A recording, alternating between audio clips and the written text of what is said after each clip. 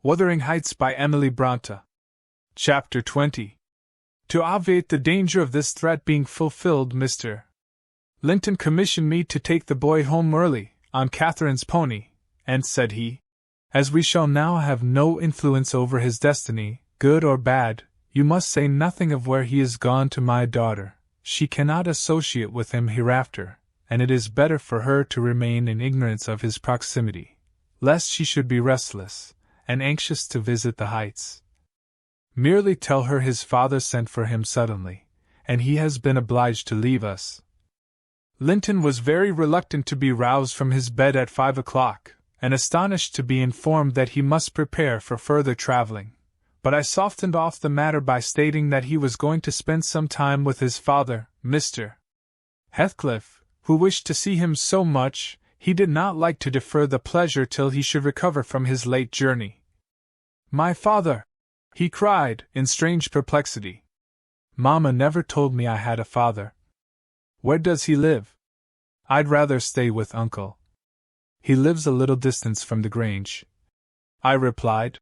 "Just beyond those hills, not so far, but you may walk over here when you get hearty. And you should be glad to go home, and to see him. You must try to love him, as you did your mother, and then he will love you." "But why have I not heard of him before?" asked Linton. "Why didn't Mamma and he live together, as other people do?" "He had business to keep him in the north," I answered, "and your mother's health required her to reside in the south." "And why didn't Mamma speak to me about him?" persevered the child. "She often talked of uncle, and I learned to love him long ago. How am I to love Papa?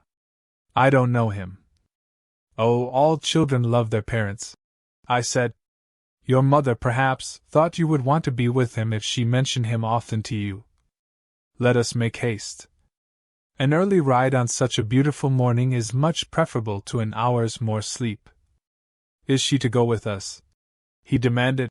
"The little girl I saw yesterday?" "Not now," replied I. "Is uncle?" he continued. "No, I shall be your companion there," I said. Linton sank back on his pillow and fell into a brown study. "I won't go without uncle," he cried at length. "I can't tell where you mean to take me." I attempted to persuade him of the naughtiness of showing reluctance to meet his father, still he obstinately resisted any progress towards dressing, and I had to call for my master's assistance in coaxing him out of bed. The poor thing was finally got off, with several delusive assurances that his absence should be short, that Mr. Edgar and Cathy would visit him, and other promises, equally ill-founded, which I invented and reiterated at intervals throughout the way. The pure heather-scented air, the bright sunshine, and the gentle canter of Minnie, relieved his despondency after a while. He began to put questions concerning his new home, and its inhabitants, with greater interest and liveliness. "Is Wuthering Heights as pleasant a place as Thrushcross Grange?" he inquired, turning to take a last glance into the valley, whence a light mist mounted and formed a fleecy cloud on the skirts of the blue. "It is not so buried in trees," I replied, "and it is not quite so large, but you can see the country beautifully all round, and the air is healthier for you, fresher and drier. You will, perhaps, think the building old and dark at first, though it is a respectable house, the next best in the neighborhood. And you will have such nice rambles on the moors. Hareton Earnshaw, that is, Miss Cathy's other cousin, and so yours in a manner, will show you all the sweetest spots, and you can bring a book in fine weather, and make a green howl your study, and now and then, your uncle may join you in a walk. He does, frequently, walk out on the hills." "And what is my father like?" he asked. "Is he as young and handsome as uncle?" "He's as young," said I, "but he has black hair and eyes, and looks sterner, and he is taller and bigger altogether.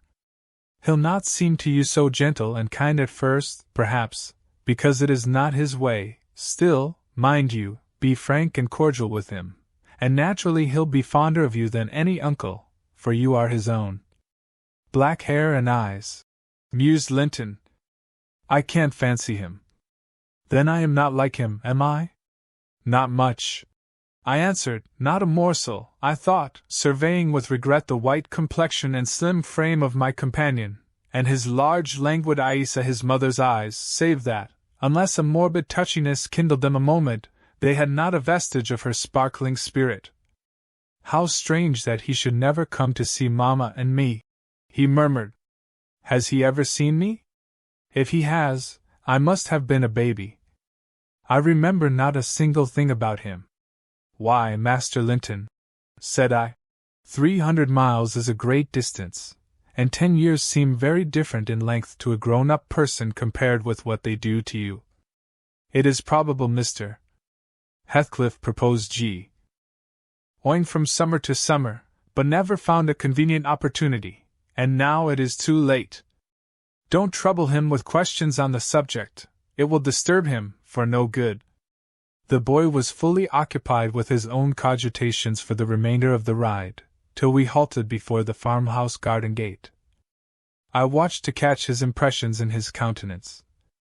He surveyed the carved front and low-browed lattices, the straggling gooseberry bushes and crooked firs, with solemn intentness, and then shook his head. His private feelings entirely disapproved of the exterior of his new abode. But he had sense to postpone complaining. There might be compensation within. Before he dismounted, I went and opened the door. It was 6:30. The family had just finished breakfast. The servant was clearing and wiping down the table. Joseph stood by his master's chair telling some tale concerning a lame horse, and Hareton was preparing for the hayfield. "Hullo, Nelly," said Mr. Heathcliff, when he saw me. "I feared I should have to come down and fetch my property myself. You've brought it, have you? Let us see what we can make of it." He got up and strode to the door. Hareton and Joseph followed in gaping curiosity.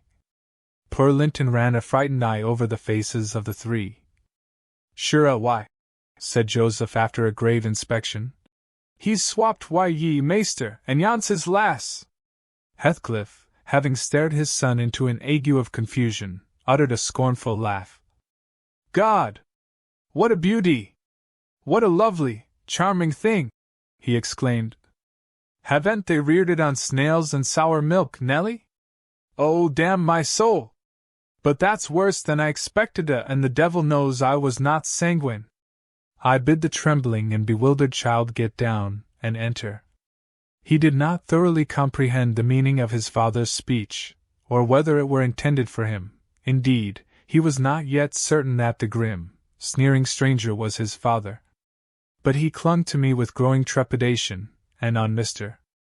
Heathcliff's taking a seat and bidding him come hither, he hid his face on my shoulder and wept. "Tut, tut!" said Heathcliff, stretching out a hand and dragging him roughly between his knees, and then holding up his head by the chin. "None of that nonsense! We're not going to hurt thee, Lintona, isn't that thy name? Thou art thy mother's child entirely. Where is my share in thee, puling chicken?"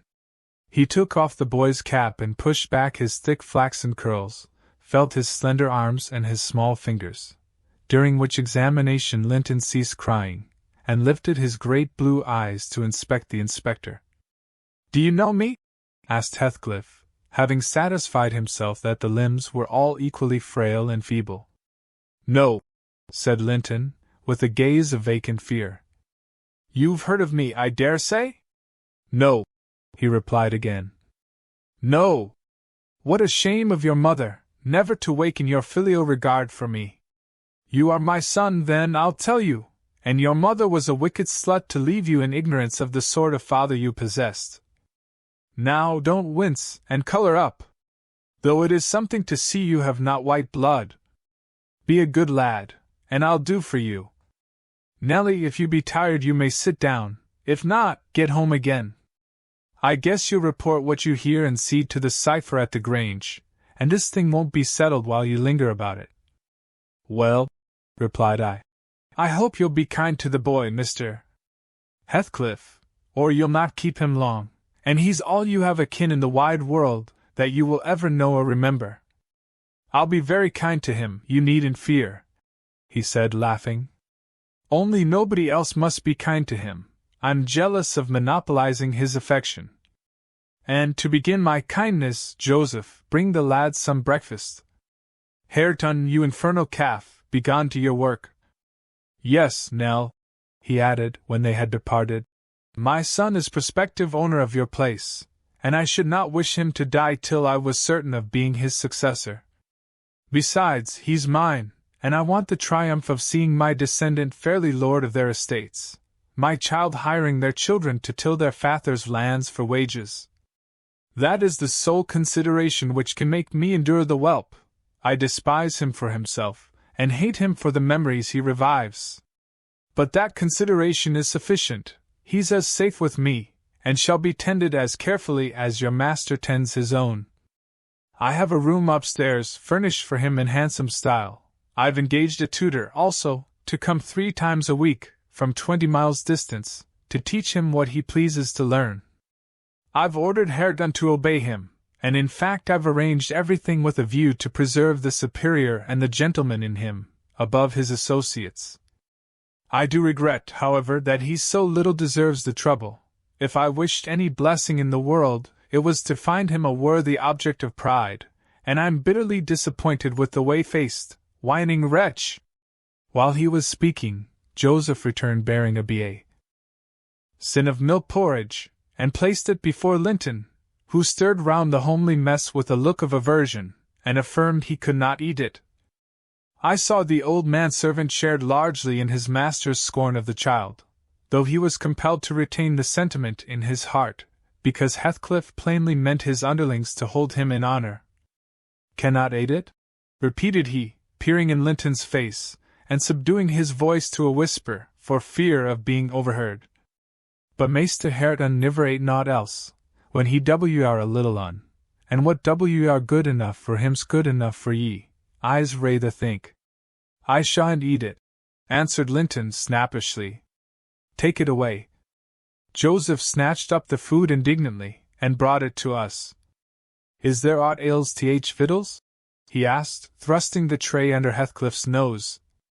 "What should ail them?" he said. "Wah," answered Joseph, "yon dainty chap says he cannot ate 'em. But I guess it's rate. His mother were just so a wee were amos too mucky to sow tea corn for Mac King her bread." "Don't mention his mother to me," said the master angrily.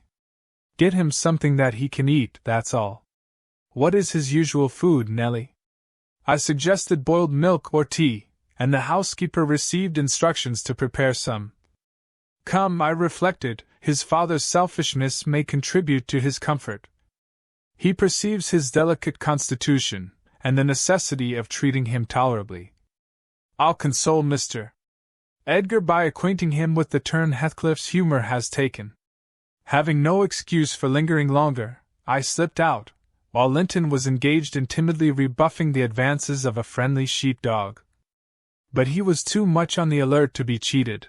As I closed the door, I heard a cry, and a frantic repetition of the words, "Don't leave me! I'll not stay here! I'll not stay here!" Then the latch was raised and fell. They did not suffer him to come forth. I mounted Minnie and urged her to a trot, and so my brief guardianship ended.